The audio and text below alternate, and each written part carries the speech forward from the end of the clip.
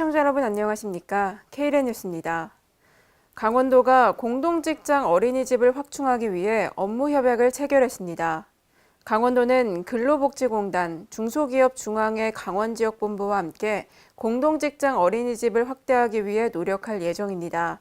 협약에 따라 어린이집 부지 제공과 행정지원, 설치 운영에 관한 컨설팅 등에 협력할 계획입니다.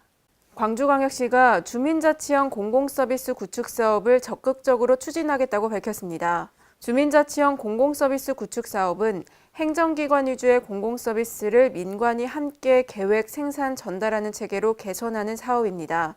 광주시 관계자는 유관단체와 관련 부서, 자치구 등이 참여하는 마을정책 플랫폼 회의 기능을 확대하겠다며 마을 사업을 효율적으로 진행하겠다고 말했습니다. 대전시가 재난에 대응하는 역량을 강화하기 위해 워크숍을 개최했습니다. 이날 워크숍은 민관 협력 체계를 구축하고 재난 대처 능력을 높이기 위해 마련됐습니다. 워크숍에서는 지역 자율방재단의 의무와 역할 등에 대한 특강과 재난 대응 역할 활성화를 위한 토론이 진행됐습니다. 박남춘 인천시장이 지난 15일 취임 100일 기자회견을 열고 민선 7기 시정 운영 방향과 분야별 시정 과제를 설명했습니다. 이날 기자회견에서는 민선 7기 5대 시정 목표와 138대 시정 과제가 발표됐습니다. 인천시는 이를 위해 약 16조 원이 소요될 것으로 예상하고 있습니다. 또 입법 조치가 필요한 32건을 시행하기 위해 향후 관련 부처, 국회와 긴밀히 협력해 제도를 정비할 계획입니다. 제주도가 제주 도두 하수처리장 현대화 사업을 추진합니다.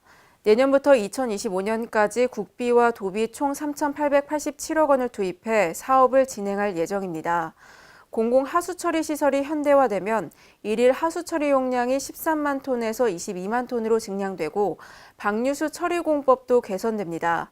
특히 하수처리 시설이 전면 지하화되면서 하수처리 및 낙취 문제가 해결될 것으로 전망됩니다. 서울시가 서울균형발전 공론화 시민 대토론회를 지난 13일 개최했습니다.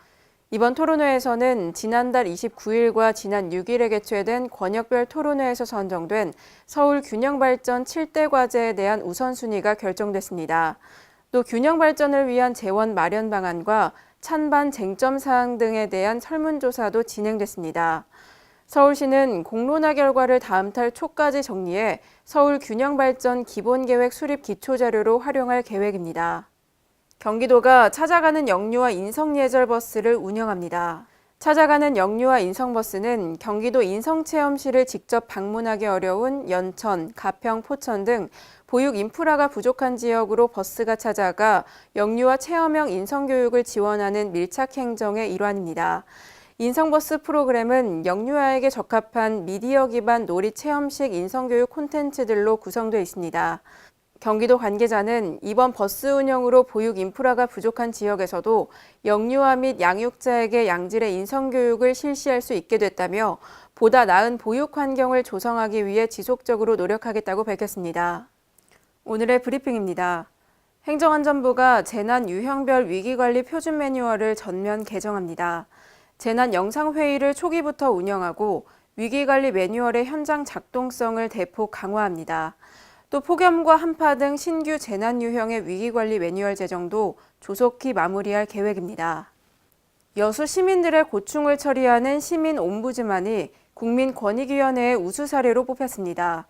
옴부즈만은 행정기관 등의 위법한 처분이나 불합리한 행정제도로 피해를 본 시민 내 권리를 보호하는 민원조사관인데요. 여수시 시민옴부즈만은 지난해 8월 출범해 1년간 124건의 고충민원을 처리하는 등 행정 신뢰성 확보에 기여했다는 평가를 받고 있습니다. 경기도가 청년 혁신기업과 벤처기업에 500억 원 규모의 특례 자금을 지원합니다.